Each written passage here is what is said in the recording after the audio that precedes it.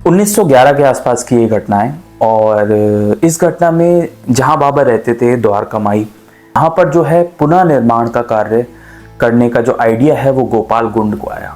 गोपाल गुंड जो बाबा के एक भक्त थे, उन्होंने सोचा कि ये जो द्वारका माई है इसका थोड़ा सा रेनोवेशन किया जाए, लेकिन असल में जो क्रेडिट है वो उनको नहीं जाना था क्योंकि बाबा की ही ऐसी मर्जी होगी। असल में इसका क्रेडिट गया नाना साहेब चांदोरकर को और काका साहेब दीक्षित को।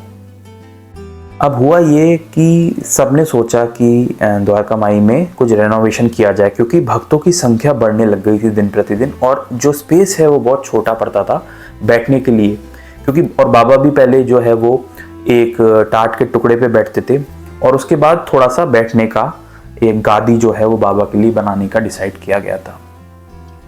अब क्या किया, द्वारका माई का जो है वो काम स्टार्ट किया गया, उसका रेनोवेशन स्टार्ट किया गया। अब हुआ ये कि एक बार काका साहब दीक्षित ने क्या किया, सोचा कि जो ये स्पेस है इसको बड़ा किया जाए और फ्लोर को भी अच्छा किया जाए, जिससे कि जितने सारे भक्त गांव के गांव आते हैं और जैसे रामनवमी अवसर जो होता था शिरडी में, उसमें तो 70-70 हज़ार 75-75 हज़ार ऐसा वर्णन है साईं सचरित में, पब्लिक आ जाया करती थी शिरडी में। उसके बाद उन्होंने सोचा कि हम एक रेनोवेशन का काम करेंगे। तो रेनोवेशन का काम करने सोचने के लिए काका साहब दीक्षित ने जो है वो काम शुरू करा दिया। अब उसके लिए उन्होंने क्या किया कि द्वारका माई के अंदर लोहे के जो हैं वो पिलर्स यानी कि खंबे लगाना शुरू किए, जिससे कि जो ऊपर छत है उसको भी और बड़ा किया जाए द्वारका माई की। अब बाबा से परमिशन ले ली गई थी, बट अचानक बाबा कहीं से आए और आकर गुस्से में बाबा ने क्या किया, वो जो लोहे की सरिया है जो पिलर लगाया गया था उसको अपने हाथ से उखाड़ना शुरू कर दिया। और जब बाबा को रोकने के लिए तात्या पाटिल उनके करीब आए तो बाबा ने तात्या का साफा खींचा और उसे फेंक दिया। अब ये देखकर तात्या पाटिल भी डर गए कि बाबा को अचानक गुस्सा क्यों आ गया। और अक्सर बाबा के साथ ऐसा होता था कि बाबा बहुत ज़्यादा क्रोधित हो जाया करते थे, बट हर क्रोध के पीछे एक अच्छी वजह शामिल होती थी, क्योंकि बाबा अक्सर जो शुभ दिन हैं, शुभ कार्य हैं, उसी वक्त क्रोधित होते थे। और ऐसा हमें डिस्क्रिप्शन मिलता है कि क्योंकि असुरी शक्ति का नाश हो, इस वजह से बाबा क्रोध में आते थे और वो जो क्रोध की जो एनर्जी है, जो ऊर्जा है, उससे असुरी शक्ति यानी कि नेगेटिविटी का जो है वो नाश हो जाए, उस वजह से बाबा क्रोध में आते थे। क्योंकि अगर हम, ये मेरा ऑब्जर्वेशन है, अगर हम साईं सचरित की जितनी भी स्टोरीज पढ़ेंगे उसमें बाबा का क्रोध उसी समय पर आया है जब कोई शुभ कार्य होने वाला होता है। और इसका मतलब ये है कि शुभ कार्य से पहले जो नेगेटिव एनर्जी है उसका दूर होना जरूरी है।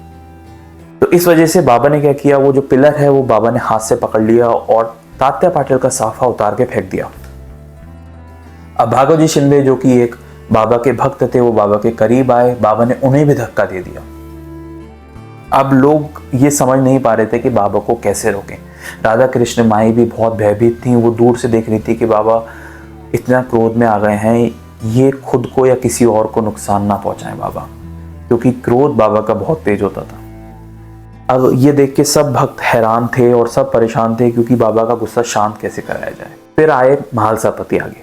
महालसापति ने समझाया कि बाबा आप क्रोधित मत होइए और आप शांत हो जाइए, भक्त सब आपके लिए, ये हम सब के लिए, हमारी सबकी इच्छा से ये कार्य हो रहा है द्वारका माई का, तो आप क्रोधित क्यों हो रहे हैं। ये थोड़ा समय बीता और उसके बाद बाबा शांत हो गए और बाबा का एकदम स्विच हो गए, बाबा एकदम शांत हो गए और एक व्यापारी को बुलाया और व्यापारी को बुला के ऑर्डर दिया कि तात्या के लिए एक जरी वाला अच्छा नया साफा बनाकर लेके आओ। और वो नया साफा लेकर आने के बाद बाबा ने खुद अपने हाथ से तात्या पाटिल के सर पर बांधा, जैसे कि वो तात्या पाटिल को उपाधि दे रहे हो। और ये सब देख के बहुत हैरान थे क्योंकि बाबा चाहते थे कि जो पुराना साफा है वो तात्या पाटिल के ऊपर से उतरे और हो सकता है बाबा का ये एक वे हो। बाबा ने एक नया साफा बना के तात्या पाटिल के सर पर रखा और ऐसा बिहेव किया जैसे कि कुछ हुआ ही नहीं, और ऐसे बाबा अक्सर करते थे। मेरा ये पॉइंट ऑफ व्यू है कि कोई भी नेगेटिव एनर्जी आसपास भी भटक ना पाए, शुभ कार्य शुरू होने से पहले बाबा ऐसा किया करते थे। उम्मीद है आपको ये कहानी सुनकर बहुत अच्छा लगा और किस तरह से रेनोवेशन का काम हुआ द्वारका माई में। और उसके बाद आज हम सब द्वारका माई देखते हैं तो बहुत ही ज़्यादा, कई बार उसके बाद रेनोवेशन हुआ और कहीं अच्छा जो बैठने की व्यवस्था अंदर है मुझे आपको बताते हुए बहुत खुशी हो रही है कि मैंने अपना एक नया YouTube चैनल बनाया है जिसका नाम है क्यूरियस पंडित जी। और इस चैनल पर आपको अलग अलग जो हमारे हिंदुस्तान में या विदेश में मंदिर हैं और उन मंदिर के पीछे क्या इतिहास है, क्या रहस्य है, वो सब आपको उन हर वीडियो में देखने को मिलेगा, जानने को मिलेगा। जैसे कि रामेश्वरम हो गया, मंगलनाथ मंदिर हो गया उज्जैन का, महाकाल मंदिर हो गया, मीनाक्षी अम्मा मंदिर हो गया, या फिर हिंदुस्तान में जो भी विशेष या खास मंदिर हैं, सिर्फ मंदिरों या तीर्थ स्थल के ऊपर जो है इस चैनल पर वीडियोस आएंगी अलग अलग। अगर आप मुझसे असली हिस्ट्री, असली रहस्य जानना चाहते हैं तो आप मेरे उस चैनल पर भी सब्सक्राइब कर सकते हैं, उस पर भी आशीर्वाद दे सकते हैं। उस चैनल का लिंक इस वीडियो के डिस्क्रिप्शन में मिल जाएगा। जैसा कि प्रेम आपको मेरी कहानियाँ सुनने में आता है, वैसे ही आप थोड़ा सा प्रेम उस चैनल पर भी दे सकते हैं।